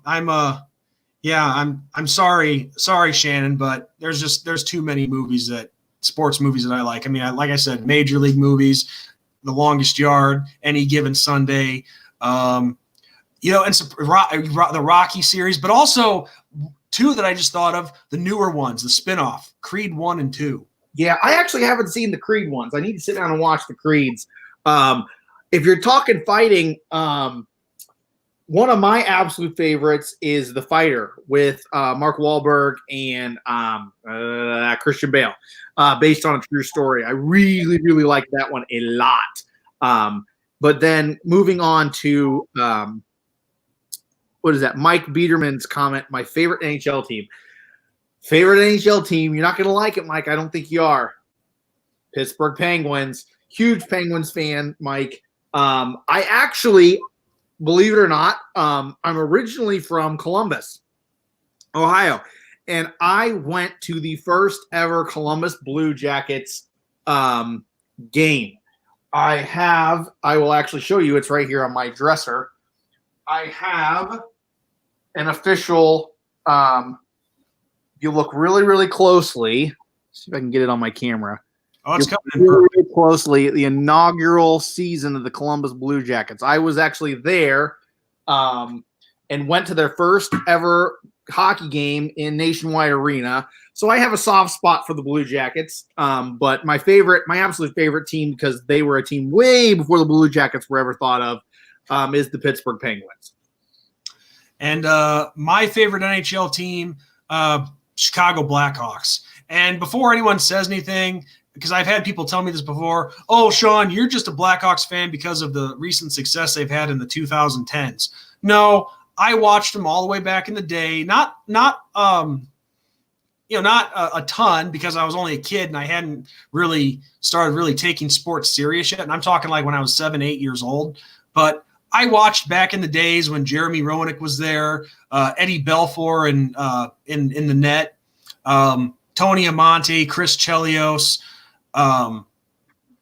So I watched all those guys. Yeah, I've been a Hawks fan for quite a while. Well, and they'll kind of like tell you a little bit more about Sean. Sean is a Chicago sports fan, except for the White Sox. I won't say the White Sox, but he is a big Chicago supporter, and there's nothing wrong with that. So, yeah. But to be honest with you, I never really got into soccer, so I don't watch the Chicago Fire. I love the Bulls growing up because, you know, the Jordan and Pippen. Just lately with I haven't really watched the NBA. I kind of stopped watching it just because it's hard when the Bulls have the ownership that they have currently. I mean, that's kind of rough. Well, they're revamping it from what I was reading. Yeah. Gar Pax is officially done. Here's my issue, okay? I'm going to go off subject for a second. Sure. But the NBA draft drives me absolutely freaking crazy. I think I know where you're going with this. I hate, and the NHL does this too, but the NHL, it doesn't seem as bad as the NBA. But I hate the draft lottery in the NBA. I hate it because teams like the Bulls, and I'm not a Bulls fan. I liked watching Jordan growing up. I got to see him. I got to see some of these other big namers. But teams like the Bulls can never get ahead and can never get anywhere because of the stupid draft lottery. One time they did. And it just drives me absolutely nuts because there are so many times where if there was an actual, like the NFL does it and the MLB does it, draft, the Bulls would, I think, be a way better franchise and team currently if they had that in place. So they're my pick with the NBA. Yeah, like Josh Biederman, yes. The sweep of the Lightning made me so happy. I could not believe that the Blue Jackets did that. But yeah, that was a crazy hockey season last year. Anyway, back to you, Sean. Sorry, I'm getting distracted. I was just going to say the Bulls I think they've only got the number one pick in the lottery one time. I'm pretty sure that was the only time, the year when they got Derrick Rose. Yeah.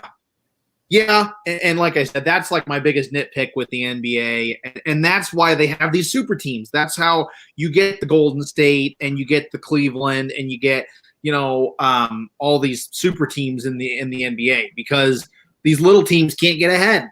And you know, I know, unfortunately, Sean and I both live here in Illinois, and I can tell you, seeing the kids, at the stores that you go to or restaurants, even though I'm deep in Bulls territory, there are Bulls gear is not worn around town where I am. It's Stephen Curry and the Golden State Warriors. It's LeBron James and the Los Angeles Lakers. It's, and it's because these kids aren't seeing the Bulls that we got to see. I mean, we got to see Jordan and Pippen when we were growing up, and of course they clashed with, the Detroit Pistons and stuff. So yeah, it's sad. And I think that draft lottery has a lot to do with that. Yeah, I agree too. And also another thing that annoys me with the draft is, now look, in all drafts, there's always trades during the draft for picks and stuff. But what annoys the hell out of me with that is when guys are walking out with a different team's cap on, and that's not the team that they're going to be playing for. Yeah. You know what I mean? But I know they do that just so it's like, wait till you finalize the deal and then have the guy walking out with the correct cap for the team that he's going to be playing for. Yeah. So that drives me crazy. But I understand, of course, you want the guys to walk out on the stage and have their moment, but wait till the deal is finalized before you do that. But also one thing I wanted to add, and I'm not going to say much about this because I'm going to stick to what we said about not talking about certain things. But one thing that really turned me off from the NBA is when they started getting political and the guys were doing their things. You guys know what I'm talking about. And that's all I'm going to say about that. I'm not going to go any further, but that really turned me off. Yeah, to me, it's just keep politics out of things that politics doesn't belong in. Everybody's entitled to their opinion. We live in a country that is a phenomenal place to live because, freedom of speech reigns supreme here, and it should, and that's what our country was founded on. But not everybody needs to hear it, and there's a reason that we go to sports, and we that's our refuge. It is our refuge from the politics of the world, Yes. the issues and stuff that we're dealing with in not only our country but our society and other countries and stuff. So it doesn't need to be brought up. Yeah, sports are supposed to be a break from all that stuff. And when it's shoved down your throat at every NBA game, then yes, it becomes irritating and silly. Of course, the NFL did it too. Right. And I didn't completely break away from the NFL, but there were a couple seasons where I was like, okay, enough, guys. I can't handle this, you know. And maybe this makes me a hypocrite because on what I just said, but oh well, Sean, if the NFL did it too, why'd you still watch them? Well, that's very simple. I love football a hell of a lot more than I do basketball. Right. It makes it tolerable if you love it more. for me, the sport of football, it would just be way too hard to just stop. I couldn't just stop watching football. That's how I love it. I couldn't just stop watching it. And of course, another reason too is not all the guys, and you could say the same thing about the NBA too, but they weren't all doing the political stuff. Right. There were plenty of guys in the NFL. They were just like, okay, enough of this crap. Let's play ball. Yeah. So I think that covers that. Next question that comes from Irish Trick 4. How many games do you both go to per season? I live a half hour away from Notre Dame, so I'm always there at the games. First off, that's awesome, Irish Trick. I'm glad that you have a shorter commute than I do. My commute up there is like 3 hours or so. Yeah, mine's about 4 from where I live. Well, 4 or 5, depending on traffic. Yeah, that's a good point. I would say myself, I would say on average 2. But there was one year where I actually got up for 4 games. Now, granted, some of these trips, I don't always get a ticket to go into the stadium and actually watch the game inside. But still, I consider just being there as attending the game. Maybe some of you disagree with that. I don't know.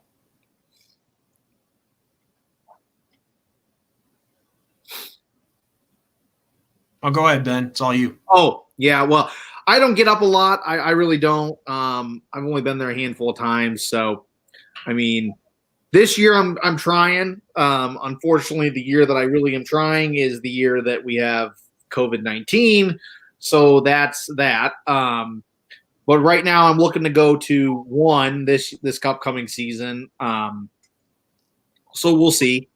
But yeah, that's kind of the way it is. I live about, like I said, 5 hours, so it's a little bit more of a chore to get there. So yeah. And let's see. There isn't another question yet, but Mike Biederman, he has a couple comments. I'm a Cavs fan, and when LeBron left the first time, I was so disappointed. I can understand that. I just hope you weren't one of the people that burned his jersey and then realized that he was coming back a few years later. And you're right. Luckily, he came back and brought them a title. And then Shannon82 says, wish St. Louis had an NFL team. Well, I mean, they tried to do it with the Battlehawks in the XFL, and that stadium was packed. Oh, yes, it was. I mean, granted, they were only using the lower level of the dome, but you can just tell how badly they want a football team back there. Yeah. Oh, yeah. And it's just a shame that that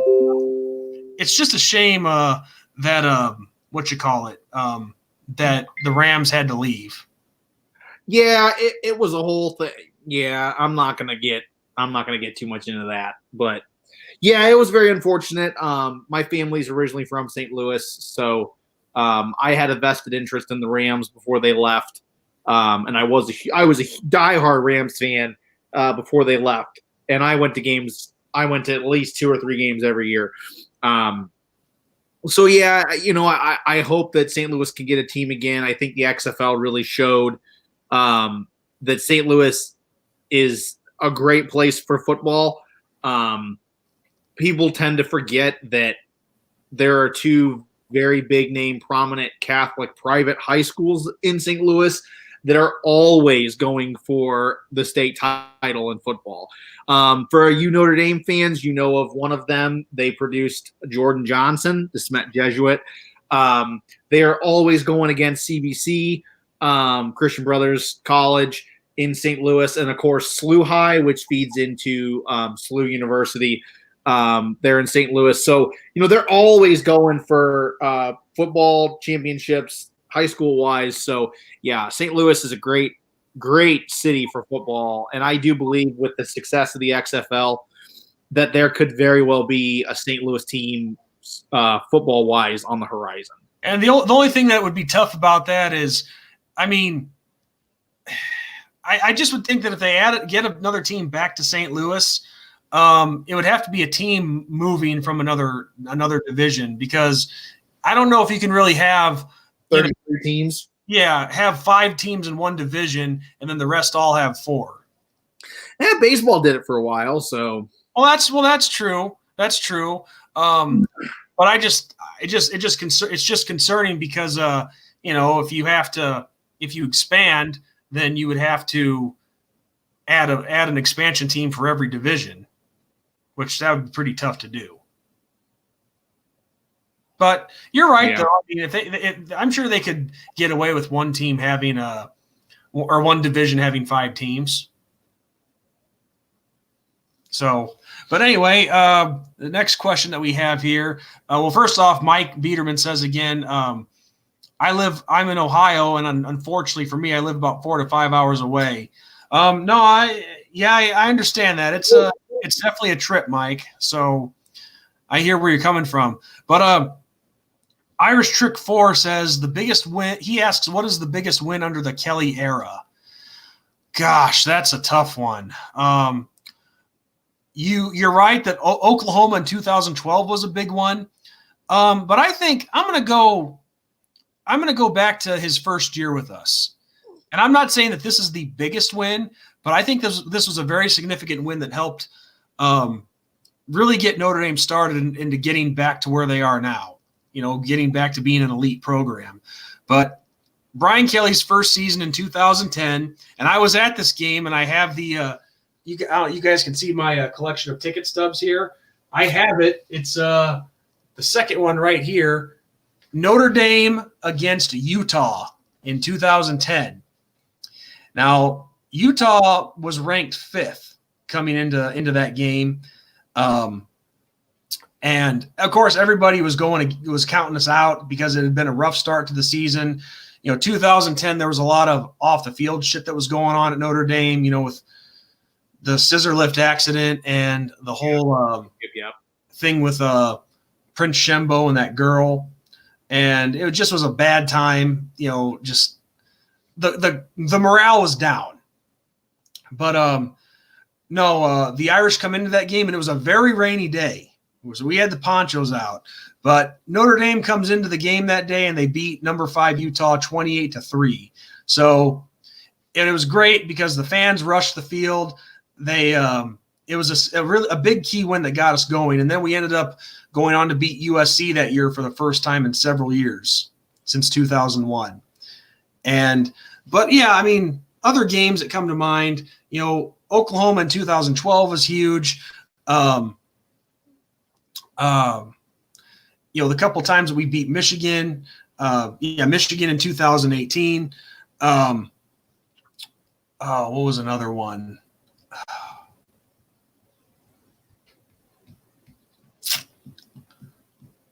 I'm trying to think because I know mine. I'm trying to get the year right. Hold on, let me look.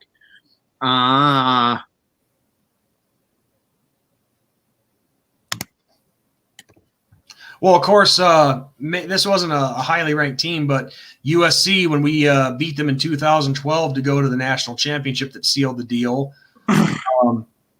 Stanford in 2012 was another big one. But also another big one, too, that maybe doesn't necessarily have the big it factor, but when the Irish beat Miami in the Sun Bowl in 2010. No, it wasn't a big stage, but it was still against the Miami Hurricanes, and it was Notre Dame at that time had been in a little slump with bowls.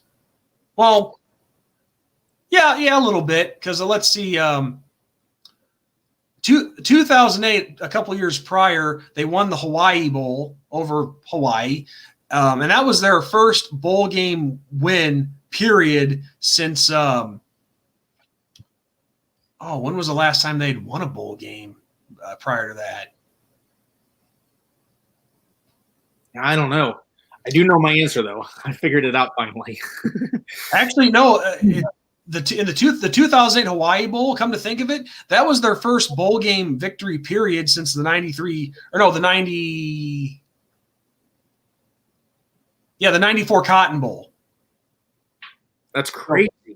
Yeah, because the next year after that Cotton Bowl win, they lost to Colorado State in the Fiesta Bowl.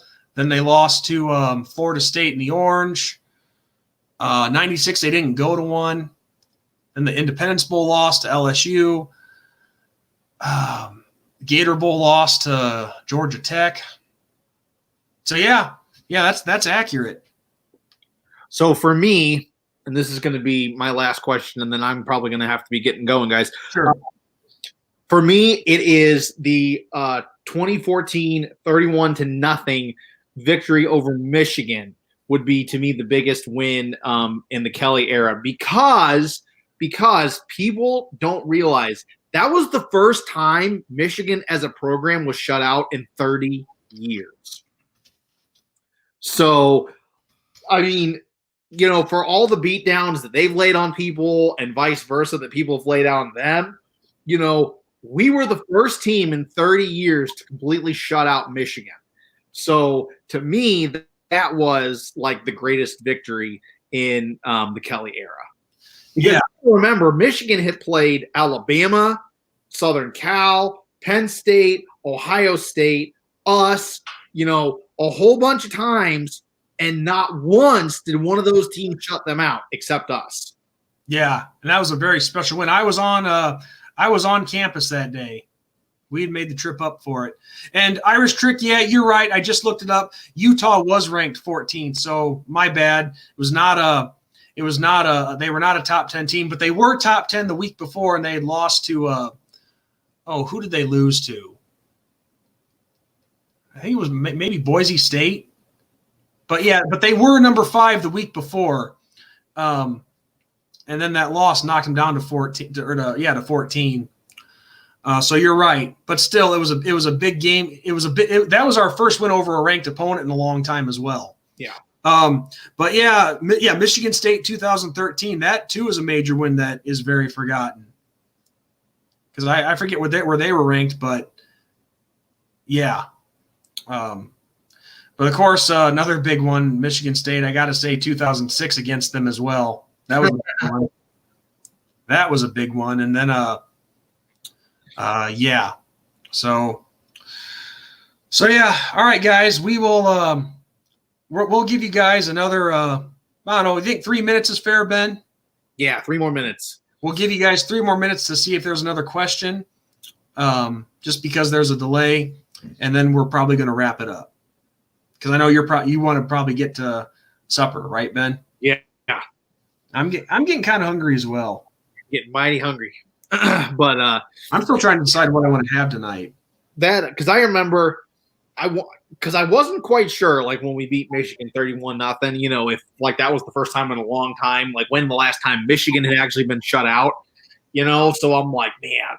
And then I looked it up, and then it basically said 30 years. I'm like, holy crap! I'm like, that's insane. I mean, there have been, you're right. There had been several times where Michigan had gotten their butts kicked, but yeah, they'd never been shut out in that time. Irish Trick says 2020 record, so I'm guessing record prediction. Do a show or do a prediction early before our prediction show. Oh man. Hold on a sec. I'm not. First off, let me make this clear. Irish Trick, if you've been watching me for a while, You know I'm never going to project us to lose. So Right. I've said this. Well, I'm a little more honest than Sean is when it comes to that. I'm a fan first, man. I've made that very clear over the years. There's nothing wrong with that. There's lots of other people that do that. I hate when people are like, oh, you're just being a homer. Get out of here. Anyway, well, kind of for me, yeah. I think I really do think that Notre Dame could do it. I really do. If not an undefeated, to me, okay, I will say it this way. If, okay, this is a huge if we beat Clemson, then I say that we can go the whole 9 yards. Yeah, get back to the playoffs. If we make it a game against Clemson, like a 3-point loss, either way, we can go the whole 9 yards. If we get blown out by Clemson, there's no way. There's no way. So yeah, but optimistically wise and truthfully wise, I think that we can go undefeated. I really do. It'll be a rough season for travel, but I really do think that we can go undefeated. Well, and also a game prior to that, early in the season, we go up to Lambeau Field to take on Wisconsin. That's not going to be an easy task either. But their stud running back, he was in the draft this year, so that's one less weapon of theirs that we have to deal with. But I'm not saying we're going to just handle Wisconsin, but I definitely see us being capable of beating them for sure. I think we can beat Wisconsin. Clemson on the other hand. That's going to be tough, but just we got to have guys step up. And this time it's on our turf. And we'll cover this when the season gets here, God willing, that is. Yeah. But the good news is, and Mike Biederman says 11-1 is his projection. But I'll tell you one thing that's definitely a good thing is if things don't go our way, and Irish Trick says 10-2, but that's another thing I want to bring up. If we have a record similar to what we had this year and we go 11-1 or 10-2, then of course 11-1, the chances of making the playoffs are better. But if we go 11-1 or 10-2 this year, we have a better chance this year of getting to an NY6 bowl bid if we don't make the playoffs, because the two semifinal games are the Rose and the Sugar, and normally, obviously, the Rose is Big Ten versus Pac-12, Sugar is SEC versus Big 12. But so that leaves obviously the orange, the peach, the Fiesta, and the cotton. And the cotton and the Fiesta, I think, hold on.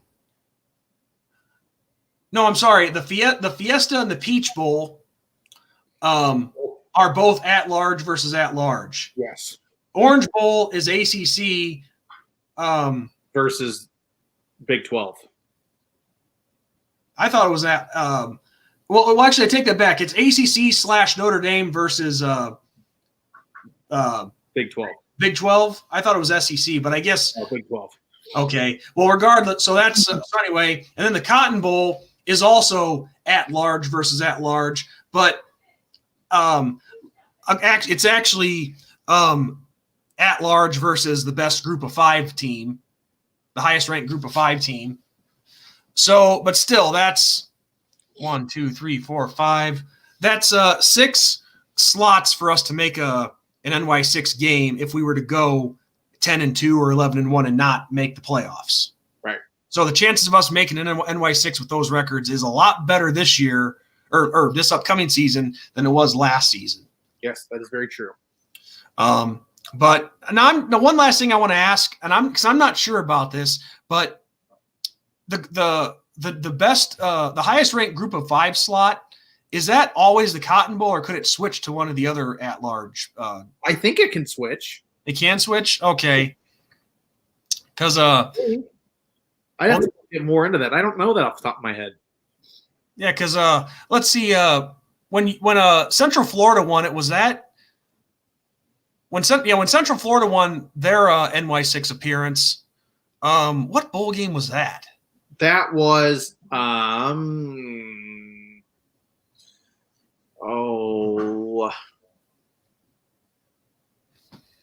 know what? Look it up. Trying to think. I think it wasn't the Fiesta Bowl.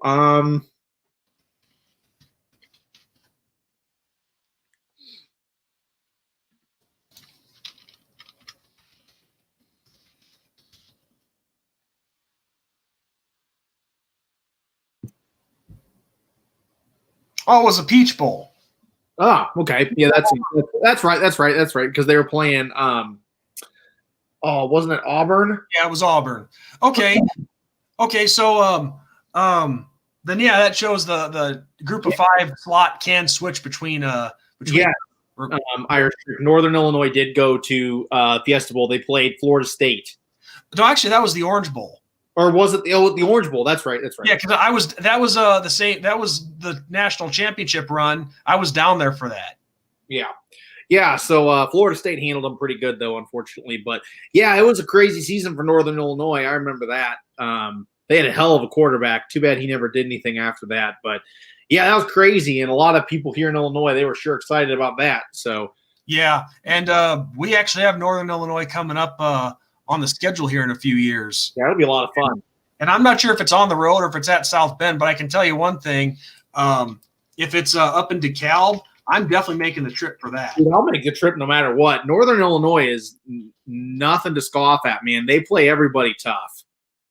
They beat Nebraska a couple of years ago, people forget. So it is – that's not till 2024, but it's going to be in South Bend. Sweet. Yeah, I'll definitely have to make a trip for that one. That one will be a lot of fun. Yeah, because I've actually had a lot of friends from that I went to school with go to Northern. Oh no. Yeah. So, all right, guys. Well, David Hess, we just saw you showed up. I'm sorry, man, but we're about to wrap it up here. But yes, onward, Notre Dame for sure.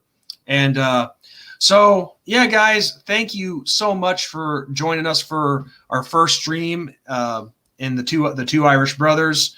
I think it was a pretty nice success. Heck of a lot of fun. And listen, guys, one thing we want to let you know, or we want to ask you actually, if you guys know anybody that you think might like our show, let them know about it. Share the links with all of them. Our Twitter page, and our Twitter page, our Facebook page, obviously our YouTube page where you see everything, and just spread the word. Ben and I are really trying to build this channel up, and like I said, with some awesome things we have coming up, you guys are not going to want to miss it. And just we just want to see where we can go with the show and see what happens with it. Yeah, we don't get paid for any of this, guys. That's something, even though we're asking you to share us with your friends and family, we don't get paid for any of this. We're not one of those guys that, we do this and we're getting some money on the side. No, not at all. We do this, for everybody else and for the love of Notre Dame and for the love of college football. So, it really means a lot to us when you're here with us and when you share us with your friends and family. Yeah, and we would love to, do a show, and we would love to do a live stream in the future, and even a show where a bunch of people watch it. But yeah, we would love for you guys to help us spread the word if you enjoy watching our show. But even with right now, it says there's 5 people here watching. That's awesome. Well, whether it's 5 people or 1,000 people, it's worth it for us to put on a show like this. Yeah. And we are more than grateful to all of you who showed up, minus a couple of bad apples. Even them, it's awesome that they showed up. They gave us some views, and they graced us with their presence. And you could be anywhere in the world, and you chose to be here with us. Well, we had a guy that said he was from Russia. Hey. Like I said, you could be anywhere in the world. Any ideas for next time? Shannon asks. Whatever stuff's going on. Yeah, pretty much. I mean, we always try to shoot to do a recorded show every week. But if there's not a lot going on, it's hard to do a show when there's nothing going on in the world of sports, or if we don't have a guest or something. Right. Because like I said, COVID-19 has been screwing up a lot of things for everybody. Yeah. But if you're asking about an idea for a live stream, I don't know. We'll we'll definitely do one again in the future for sure. Something. Yeah, we always, our minds are always turning with ideas for, for our show. But yeah, so just if you guys like the show, spread the word to your friends that you think might like it. We'd really appreciate it. And again, we have our own Facebook page, obviously our channel here on YouTube, and a Twitter page. And if you can't see the links, just search the Two Irish Brothers on any of those websites, and you'll find us. It's a blue. Our logo is a blue shamrock with the Notre Dame logo on it. Yep. So, all right, guys. On that note, we are going to wrap it up. No more stalling. I know Ben wants to eat supper. I kind of do too, because my stomach's starting to growl. But thank you all again so much for joining us. This was an absolute blast. So, yeah, on that note, we're going to end it the usual way that we do on our recorded videos. I am NDSean45. I'm IrishBenjamin57. And have a great night, everybody. And God bless all of you. Take care.